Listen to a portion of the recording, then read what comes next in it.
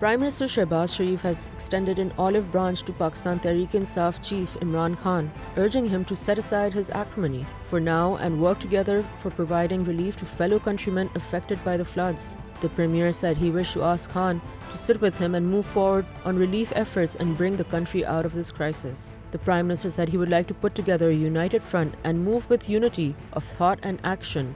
Sharif said in an unprecedented appeal to his predecessor at the time when both the government and the former ruling PTI are at daggers drawn following Imran Khan's alleged threats to the police, judiciary and the army and the subsequent cases against him.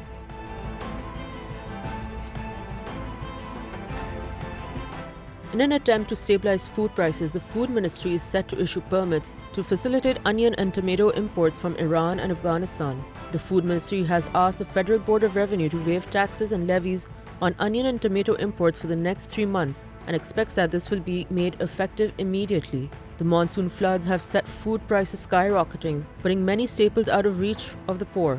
Onion and tomatoes have been affected the most. Finance Minister Miftah Ismail said earlier this week the price of onions had shot up by more than 5 times and the government was trying to quickly implement policies to stabilize food prices, including importing from India.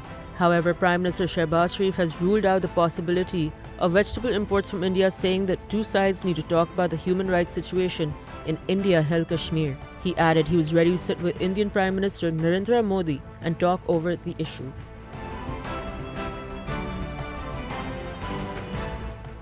The international community has continued to lend a helping hand to Pakistan in the wake of floods of epic proportions that claimed the lives of at least 1,100 people and left more than half of the country submerged. Canada, Ireland, Qatar, the United Arab Emirates, and United States became the latest states to provide monetary and material support to flood-hit Pakistan as part of the global response against flooding in the country.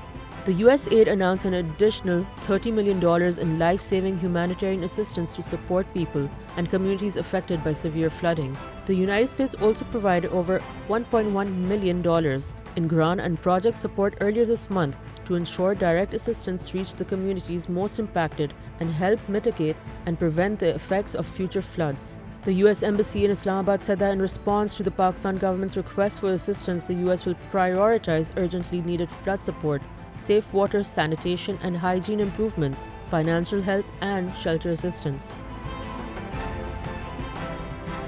Mikhail Gorbachev, who ended the Cold War without bloodshed but failed to prevent the collapse of the Soviet Union, has died at the age of 92. Gorbachev, the last Soviet president, forged arms reduction deals with the United States and partnerships with Western powers to remove the Iron Curtain that had divided Europe since World War II and bring about the reunification of Germany.